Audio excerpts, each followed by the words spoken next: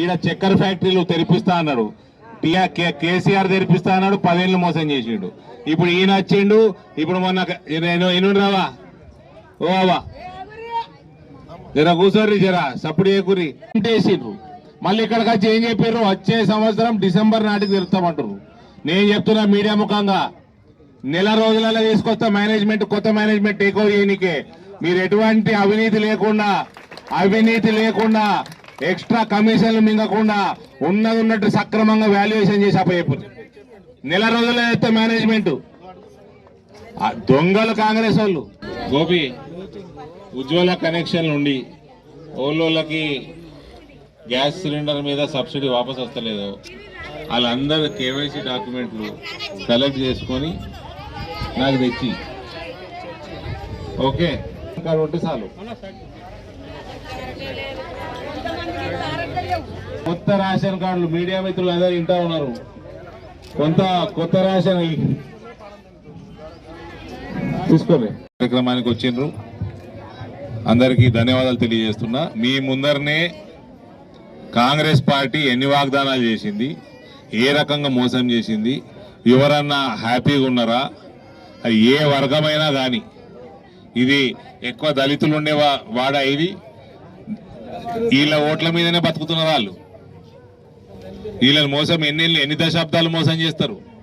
మంచినీళ్ళు లేవు, ఇండ్లు లేవు, రోడ్లు లేవు, ఫ్రీ కరెంట్ ఇస్తానని లేదు, 6 గ్యారెంటీలు లేవు. రైతులను మోసమే, దళితులను మోసమే, మహిళల్ని మోసమే. రాజీవ్ గాంధీ బొమ్మ కోసం ఆయుష్మాన్ భారత్ కార్డులు ప్రింట్లు ఎందుకు అవుతున్నాయండి? ఏమాత్రం రెస్పాన్సిబిలిటీ లేదు. మీరు లైవ్ గా అన్ని చూసిండ్రు. మీరు దయచేసి ప్రజల పక్షాన మనం అందరం కొట్లాడదాం. మీరు కొట్లాడండి, మేము కొట్లాడతాం. వీళ్ళు అడిగినరానండి, నాకు అర్థం కాదు. నేను బోధన్ నియోజకవర్గంలో ఉన్న సుదర్శన్ రెడ్డి గారిని అడుగుతున్నా, వీళ్ళు అడిగినరా మిమ్మల్ని 500 రూపాయలు రైతులు అడిగినారు మిమ్మల్ని బోనస్, 2 లక్షలు రుణమాఫీ చేయమని అడిగినరా, మహిళలు 4000 రూపాయలు పెన్షన్ చేయమని అడిగినరా, తులం బంగారం ఇవ్వమని అడిగినారు, యూనిట్లు ఫ్రీ 200 ఇవ్వమని అడిగినరా, 2,500 ఎక్స్ట్రా ఇస్తానడు. మళ్ళా గృహలక్ష్మి అని ఇంట్లో జాగా ఉంటే 5 లక్షలు ఇస్తానడా? 6 లక్షల ఎంత అన్నా? 5 లక్షలు. ఇవన్నీ ఎవరు వాగ్దానాలు చేసిండ్రు? ఎవరైనా అడిగినరా? ఇవాళ మళ్ళా కనబడకుండా పోతున్నారు. ఎన్ని రోజులు పోతారు? పార్లమెంట్ ఎలక్షన్ ఉన్నది 4 రోజులల్లా. ఈ ఒక్కదానికి జవాబు లేదు. మళ్ళా ఓట్లు కావాలని తిరుగుతా ఉన్నారు. ఎవ్వడు కూడా అడగలేదు. మోచేతుకు బెల్లం పెట్టిండ్రు. తెలంగాణ ప్రజలకి కాంగ్రెస్ వాళ్ళు మోచేతుకు బెల్లం పెట్టిండ్రు. ఇవాళ వీళ్ళందరి పాపం గరీబోళ్ళ ఉసురు పోసుకుంటే కాంగ్రెస్ వాడికి ఏమవుతుందో చూద్దాం. దయచేసి అందరినీ కూడా ఇక్కడ ఉన్న ఈ కార్యక్రమానికి వచ్చిన అందరు అక్క చెల్లెల అన్నదమ్ములు అడుగుతా ఉన్నా, ఒకడు నిజాయితీగా నడిపిస్తున్నాడు దేశాన్ని. నరేంద్ర మోడీ ఒక్కనే నడుపుతున్నాడు నిజాయితీగా. ఆయన ఎంబడి నిలబడుండ్రి. ఇవాళ కాకపోతే రేపు ఇల్లు అవుతుంది మీకు.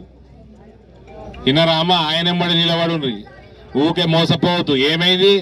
బీజేపీ బీఆర్ఎస్ దోస్తి, కవితను అరెస్ట్ చేయలేదు. ఏమైందండి?